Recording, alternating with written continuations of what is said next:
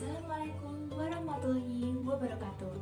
Halo semua, perkenalkan nama saya Rafana Nur Azizah dari kelas D3A Fisioterapi dengan NIM P272260211126.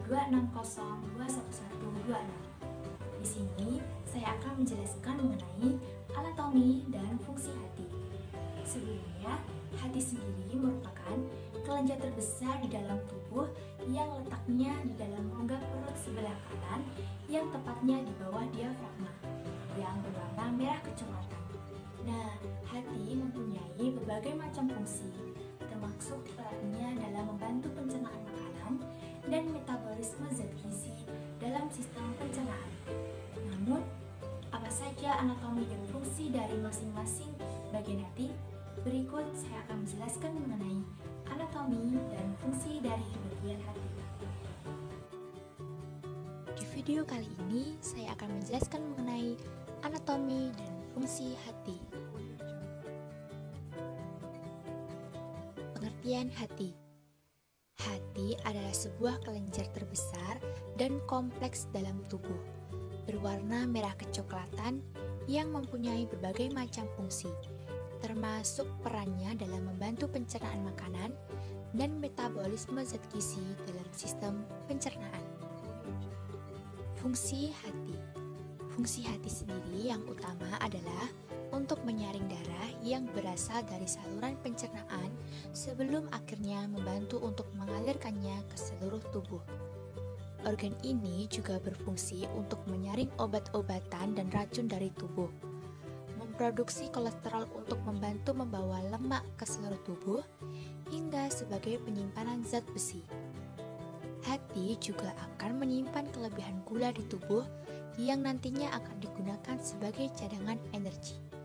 Lebih lanjut, berikut ini bagian-bagian hati yang akan saling bekerja sama agar organ ini bisa menjalankan berbagai fungsinya. Struktur hati dan bagian-bagiannya. Hati adalah organ berwarna coklat kemerahan yang akan terasa kenyal jika disentuh secara langsung. Namun, tidak bisa merasakan hati ketika menyentuh area perut sebelah kanan karena organ ini terlindungi oleh tulang rusuk. Di bawah hati terdapat kantung empedu, pankreas, dan usus. Hati dan organ-organ inilah yang akan selalu bekerja sama untuk menyerap, mencerna, dan mengolah makanan serta minuman yang kita konsumsi. Di bagian luarnya, organ ini ditutupi oleh lapisan seperti kapsul yang bernama Glisons kapsul. Jika dilihat sekilas, hati terlihat hanya memiliki 2 lobus. Namun, pada kenyataannya masih terdapat 2 lobus tersembunyi di bagian belakangnya. Berikut ini lobus-lobus yang ada di hati. Yang pertama, ada lobus kanan. Lobus ini berukuran 6 kali lebih besar dibandingkan lobus kiri. Yang kedua, lobus kiri. Lobus yang berukuran lebih kecil dan lebih pipih dibanding lobus kanan. Yang ketiga, lobus caudatus. Lobus ini terletak di belakang lobus kanan dan menyelimuti maupun mengelilingi vena cava inferior atau pembuluh darah balik yang mengarah ke jantung. Yang keempat, lobus quadrat. Lobus ini terletak di bawah lobus caudatus dan terletak mengelilingi kantong empedu. Lobus kanan dan lobus kiri dibatasi oleh suatu struktur yang dinamakan ligamen falciformis. Ligamen ini adalah satu dari 4 kelompok ligamen yang menjadi penyangga hati agar bisa tetap berada pada tempatnya.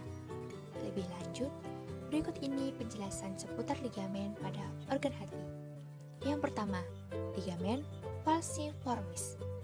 Ligamen yang berbentuk seperti bulan sabit ini terletak di hati bagian depan, serta berperan untuk memisahkan lobus kanan dan lobus kiri. Ligamen ini menyangga hati bagian depan karena terhubung ke dinding perut bagian depan.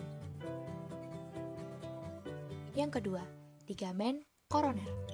Ligamen ini berada di bagian atas hati dan berlanjut hingga ke bagian bawah diafragma dan berfungsi menyangga bagian atas hati. Yang ketiga, ligamen triangular. Ligamen triangular terbagi menjadi dua bagian, yaitu kiri dan kanan. Ligamen triangular kiri merupakan gabungan dari ligamen koroner yang ada di puncak hati sebelah depan maupun belakang. Ligamen ini menempel dari lobus kiri hingga ke diafragma. Sementara itu, ligamen triangular kanan menempel dari lobus kanan hingga ke diafragma. Yang keempat, laser omentum. Laser omentum menyangga hati dengan dua jenis ligamen, yaitu ligamen hepatoduodenal yang menghubungkan hati dengan usus 12 jari atau duodenum, serta ligamen hepatogastrik yang menghubungkan hati dengan lambung. Selain lobus dan ligamen, masih ada beberapa bagian hati yang memiliki peran penting, yaitu ada lobulus. Struktur hati bagian dalam, jika dilihat secara mikroskopik, sebenarnya akan terlihat tersusun dari sekitar 100.000 unit lobulus berbentuk segi enam atau heksagonal. Di dalam lobulus terdapat banyak pembuluh darah yang dikaitkan oleh saluran bernama sinusoid. Sinusoid terdiri dari dua macam sel utama, yaitu sel Kupfer dan hepatosit. Sel Kupfer berperan dalam menyaring sel darah merah. Sementara itu, hepatosit adalah sel yang berperan dalam hampir semua fungsi hati, mulai dari metabolisme, pencernaan, hingga penyimpanan. Selanjutnya ada saluran empedu. Di dalam hati juga terdapat saluran empedu yang menghubungkan antara hati dengan kantong empedu. Saluran ini jumlahnya cukup banyak dan susunannya bercabang menyerupai pohon, kemudian menyatu di bagian tertentu membentuk ductus hepaticus.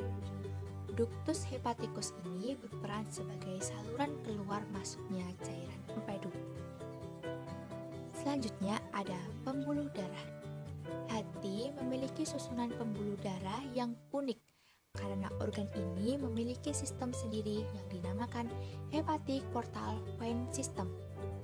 Oleh karena itu, hati bisa menyaring sel darah sebelum menyalurkannya ke seluruh tubuh dan mengembalikannya ke jantung. Berikut sumber data yang saya gunakan. Sekian penjelasan saya mengenai anatomi dan fungsi hati, semoga dapat dipahami. Sekian, wassalamualaikum warahmatullahi wabarakatuh. Sampai jumpa lagi.